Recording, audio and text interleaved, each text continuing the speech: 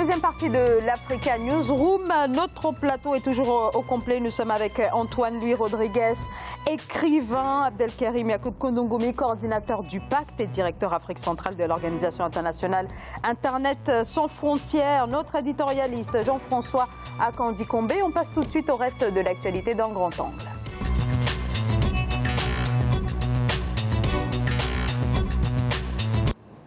Grand angle sur les pourparlers qui devraient s'ouvrir les prochains jours à Djouba, au Soudan du Sud, pour parler sur les différents conflits au Soudan. On parle de celui de l'État du Kordofan du Sud. Les discussions vont également porter sur le conflit du Nil bleu, celui au Darfour, guerre du Darfour qui oppose depuis 2003 les forces soudanaises à des rebelles et qui a fait déjà 300 000 morts et des millions de déplacés. Alors pour assurer la médiation, les autorités ont choisi le président sud-soudanais Salva Kiir. On regarde ce sujet d'Adjatou Badawi et on en parle juste après.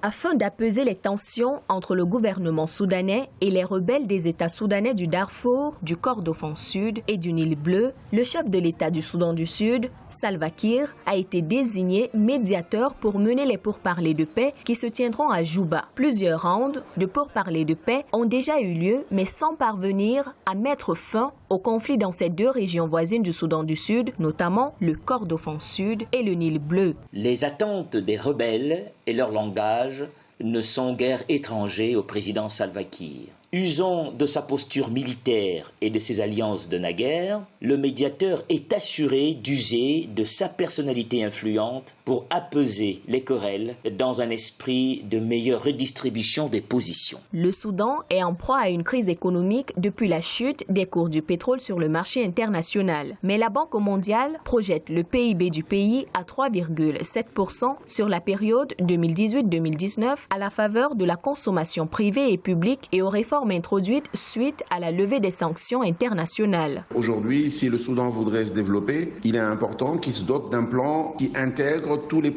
les potentialités économiques du pays. Utiliser les produits pétroliers non pas comme ressource de développement, mais plutôt comme levier de développement des autres secteurs qui, eux, sont porteurs, durables et climatiquement intelligents. Une des choses qu'il devrait ne pas négliger, c'est l'agriculture, quelles que soient les difficultés climatiques. Aujourd'hui, la science le permet. Ces dernières années, le conflit au Darfour a baissé en intensité, mais les Nations Unies dressent un bilan d'environ 300 000 victimes et plus de 2,5 millions de déplacés.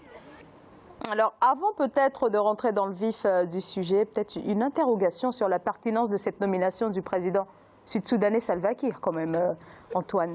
C'est une question dont on devrait se poser tous. Connaissant la personnalité de M. Salva Kiir, donc ancien chef rebelle, je ne vois pas comment un ancien chef rebelle peut être médiateur dans un conflit aussi grand que celui du Darfour, là où s'affrontent trois ethnies majeures. Donc du Darfour, il y a les Nuer, les Inkas, qui sont... disons, qui font... Ça c'est le four en fait. Ça, c'est alors, voilà, ça c'est donc le conflit qui se déroule au Soudan du Sud, donc dans son propre pays. Là, on parle donc du Darfour avec ce conflit qui oppose les rebelles et le gouvernement. En revenant là-dessus, M. Salva Kiir, je ne vois pas comment, parce que lui-même, il a été un chef de guerre. À qui donnera-t-il raison dans ce conflit-là? Ou qu'est-ce qu'il fera pour mettre la pression sur les chefs rebelles qui sont là en train de s'entretuer entre eux? Oui, Abdelkarim. Oui, il faut voir le processus en entier en fait. C'est vraiment les enjeux qui sont maintenant et la situation actuelle du président Salva Kiir. Et peut-être aussi d'Omar el-Béchir. D'Omar el-Béchir, comment on appelle, de l'opposant, l'ennemi juré, l'ennemi, le frère de Salva Kiir qui est Machar. Aussi les rebelles contre Khartoum qui sont sur le Kordofan du Sud au Nil bleu. Le référendum qui a mené à l'indépendance du Sud-Soudan en janvier 2011. Et les conflits frontaliers entre le Sud-Soudan et le Nord-Soudan dus à ces référendums. Donc il faut prendre dans son ensemble. Maintenant, quand on regarde il y a quelques mois, ce regain de rétablissement des relations diplomatiques entre le Nord-Soudan et le Sud-Soudan, l'implication directe d'Omar al-Béchir dans le rapprochement entre la résolution du conflit entre les frères ennemis sud-soudanais, qui a abouti donc à l'accord de paix en septembre.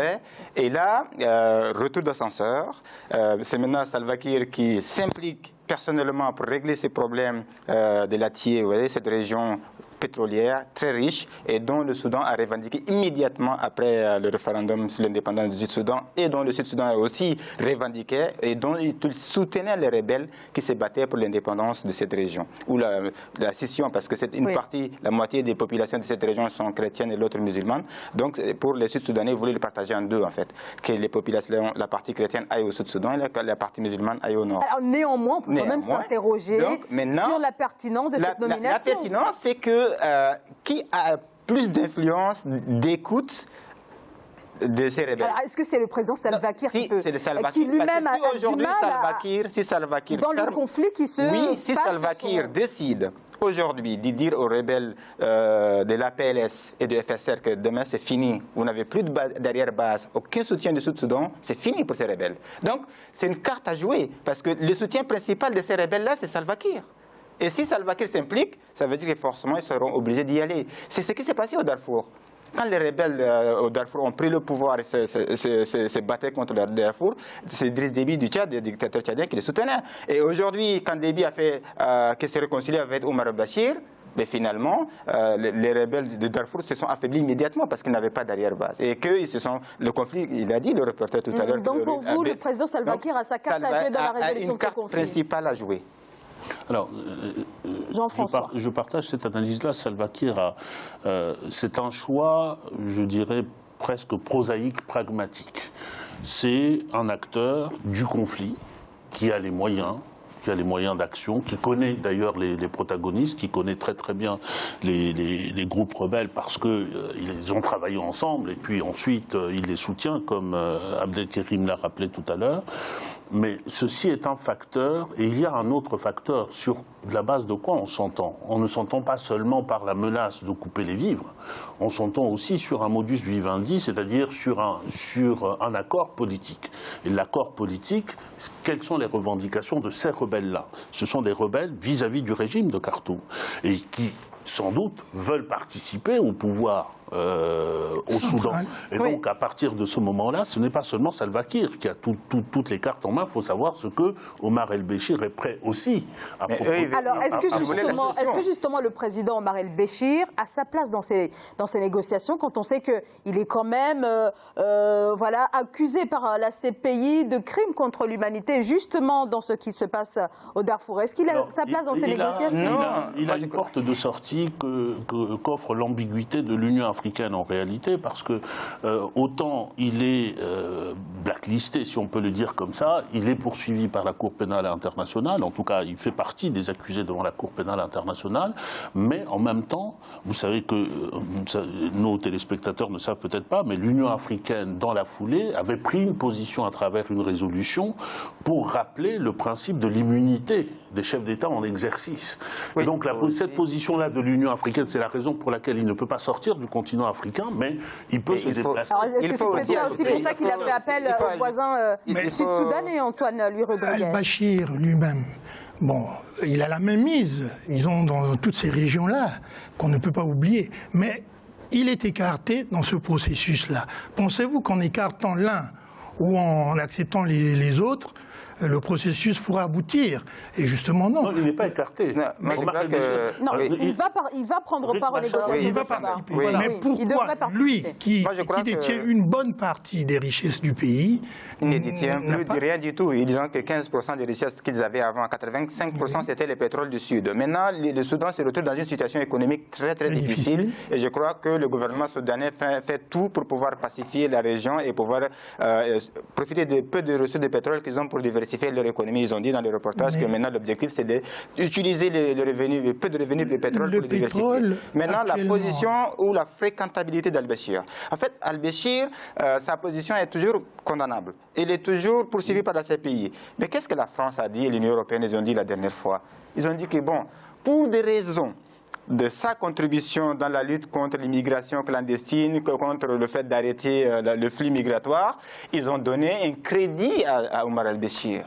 Ils ont soutenu ce régime, ils les ont même aidés pour qu'ils jouent un rôle dans cette politique migratoire parce qu'il y a beaucoup de Soudanais impliqués dans ces trafics humains qui sont au Soudan, qui sont partis et beaucoup de passeurs sont au Soudan. Donc, je crois que la communauté internationale aussi a sa responsabilité dans la façon d'avoir rendu fréquentable. Peut-être un double discours par rapport au président soudanais. Et j'ajouterais d'ailleurs sur la communauté internationale, là on a parlé des pays occidentaux, mais il faut savoir que la Russie joue une carte, enfin le Soudan. Et la Chine. La Russie et la Chine sont massivement au Soudan aujourd'hui. Et notamment l'intervention Khartoum est en train de devenir une sorte de plateforme, notamment pour la gestion d'un certain nombre de conflits dans la région, dont le conflit centrafricain, qui aujourd'hui est géré par des Russes à partir de Khartoum. Donc vous avez des investissements internationaux là-dedans. C'est ça qui me faisait dire tout à l'heure qu'en réalité, il y a des ambiguïtés et le jeu diplomatique qui fait qu'Omar el-Béchir, tant qu'il ne sort pas du continent africain, il est très bien.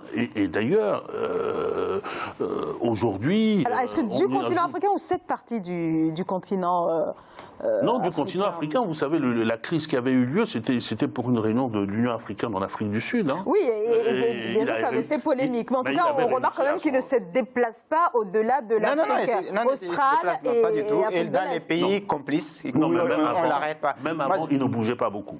Moi, je crois que la crise en fait, il y a l'investissement étranger en Chine, au Soudan que vous avez dit. En fait, c'est très important parce que la Chine a énormément investi dans le secteur pétrolier au Soudan. Et aujourd'hui, tout le pétrole, même du Sud-Soudan, est évacué par le port de Khartoum. Donc, tous les pipelines vont par Khartoum.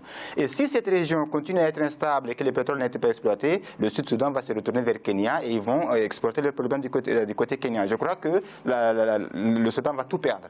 Et je crois que cet effort de pouvoir pacifier cette zone, c'est aussi pour garder... c'est un impératif pour l'économie. Voilà. Il y a tout ça aussi en arrière-plan de la très grande implication du Soudan, d'Omar el-Béchir, en République centrafricaine, parce que ce qui se négocie aussi, c'est que future exploitation du pétrole centrafricain, passe par Khartoum. Exactement, c'est ça. Et donc, que Khartoum devienne la nouvelle route, et non pas d'autres projets qui passaient par le Cameroun ou par le Tchad, etc. Et sachant que tout le pétrole qui sort par l'est du continent africain vont directement en Chine. Voilà. Antoine Louis Rodriguez, Kendrick. Bon, moi je trouve que la Chine a une mainmise sur Khartoum et toute la région. Parce que quand on voit par exemple le voisin éthiopien, c'est les Chinois justement qui le développent, sans vouloir le dire, on ne peut pas le cacher non plus. On voit le Sud-Soudan, le conflit qui perdure. Donc tout ça, c'est des enjeux politico-financiers. Donc on ne peut pas dire le contraire là-dessus. On reconnaît que, moi j'insiste là-dessus, Salva Kiir ne peut pas faire aboutir le processus de paix là-bas. Lui-même, en tant que chef de guerre, je ne vois pas pourquoi on n'a pas pris les instances internationales. Il n'est plus chef de guerre, il est un chef d'État maintenant. Oui, c'est un chef d'État, mais il a cette casquette-là, il ne faut pas le nier. Non, en fait, la question c'est qu'il faut l'instant T. Là, actuellement, les capacités de M. Salva Kiir à pouvoir influencer sur les acteurs de la scène sous-régionale est plus importante que son passé de chef de guerre qui traîne avec lui. Maintenant, est-ce que c'est vraiment un passé, Abdelkerim? Même si c'est hier, c'est du passé. Je pose quand même encore l'interrogation si l'accord de paix qui a été lancé le 12 septembre va pouvoir aboutir. Non, la question c'est... Ça reste une véritable interrogation. Justement, maintenant, pourquoi noyer déjà les poissons? Il ne faut pas les noyer pour l'instant. Laisser les gens aller jusqu'au bout, juger d'abord à la fin, parce que Salva Kiir s'est impliqué. Moi, je crois toujours, pourquoi? Parce que quand je regarde le cas du Darfour, l'influence que Idriss Déby a eue sur les rebelles du Darfour, c'est exactement le même topo qui est en train de se passer dans le Sud-Soudan, parce que